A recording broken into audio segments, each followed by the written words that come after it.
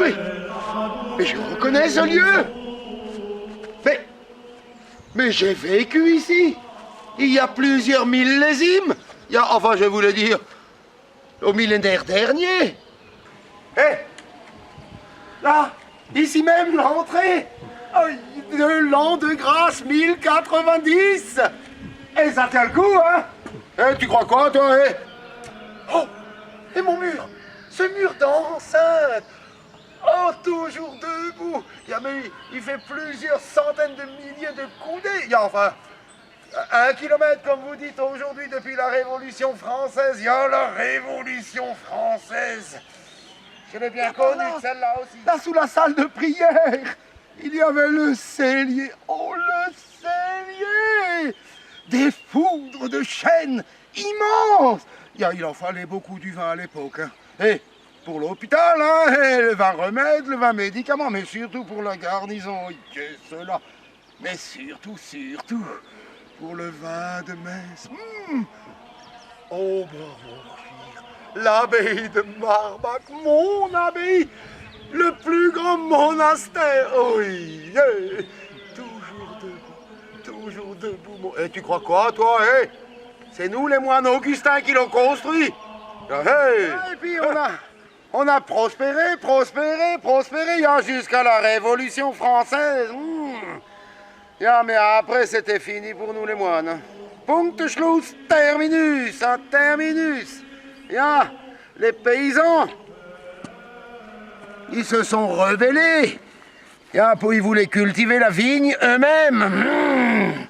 1789, une grande année, pour le vin d'Alsace. Mais à cette époque, la Révolution, les profiteurs, les sans-culottes, là, ils ont trouvé des foudres de chêne immenses, des centaines de fûts de 340 000 litres, comme vous dites aujourd'hui. Et les révolutionnaires, tu sais ce qu'ils ont fait avec? Ils ont tout vendu aux enchères, Les foudres de chêne, mais aussi les pressoirs en bois, et puis chaque pierre de mon monastère, le plus grand des monastères, ils ont vendu, pierre par pierre. Une désolation. Là maintenant, j'aimerais qu'on aille voir mon vignoble à Aubourg-Morchuir. J'espère qu'ils l'ont pas vendu aussi, hein? Aubourg-Morchuir. Mais ça c'est mon village, le village de l'abbaye de Marbach. C'est où, Aubourg-Morchuir? Mais tu sors d'où, toi? D'au-delà des Vosges, d'outre-Vosges. Mais Aubourg-Morchuir. Mais ça juste à côté de Egisheim, la cité du pape Léon IX, le voyageur, comme on disait à l'époque.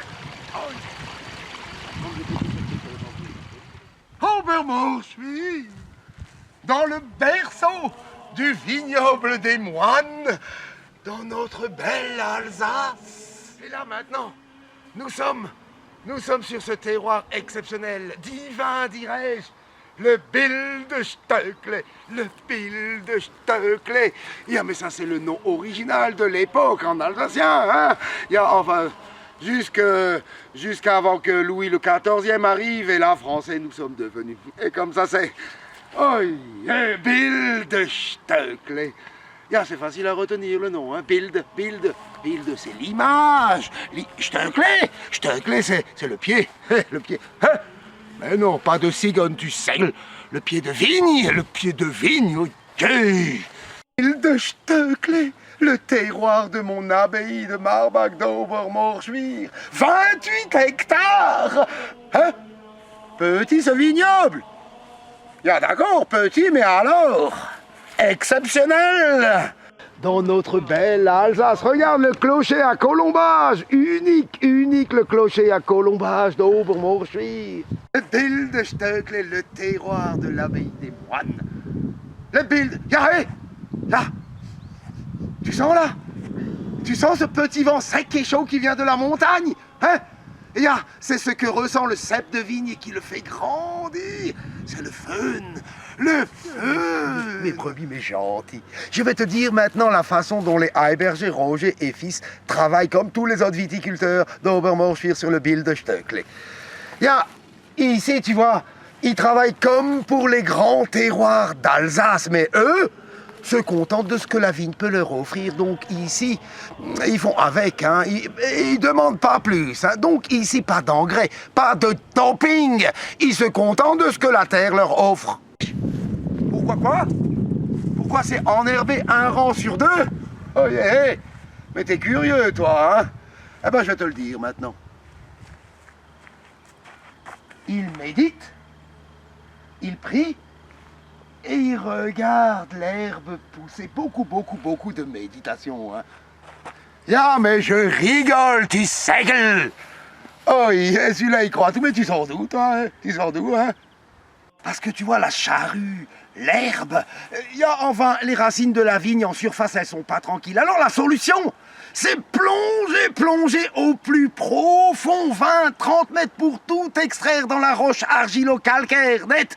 Et alors là, ça donne des vins exceptionnels, hein, qui dès le XVIe siècle partaient là-haut, c'est la ville de Reims, de Hambourg. Regarde ces petits cailloux blancs. Ça a une particularité extraordinaire. Ça emmagasine, ça réfléchit la lumière dans la journée et ça restitue la chaleur la nuit, tu sais que... Les moustiques qui volent dans la vigne ne pensent qu'à une seule chose. Hein. Et comment te dire ça maintenant? Se reproduire. Ah, comme nous, net. Oh, Jésus-Marie, mes vœux de chasteté. Et enfin, ce chapelet béni diffuse un parfum qui rend fou le mâle. Il ne trouve plus sa femelle. Et alors là, c'est fini. Punktschluss terminus. Les milliers de bébés qui deviennent des vers de grappe, ce grand nuisible. Là. Caput terminus. Punktschluss. Oh yeah. Ça s'appelle la confusion sexuelle. C'est monastique, je te dis. Monastique.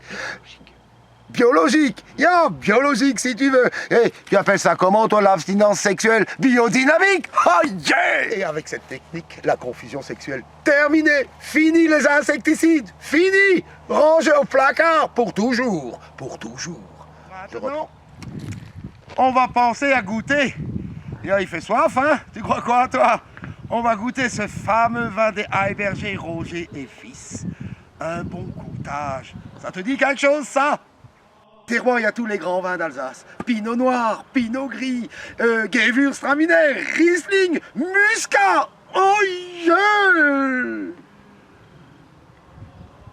Quand tu bois un verre de Bild de Stöckli, tu prends en toi toute la saveur, toute la puissance, toute la richesse du terroir d'Obermorschwihr. C'est ça aussi le vin. C'est pas juste un instant de plaisir. C'est plus que ça. Tu bois toute l'histoire qui va avec. Sélection de grains nobles, vendange tardive. Un nectar, un véritable nectar, un don du ciel. Maintenant j'arrête le goûtage, hein, sinon, solitude. Allez, mais va donc à Obermorschwihr, chez les Heiberger Roger et Fils.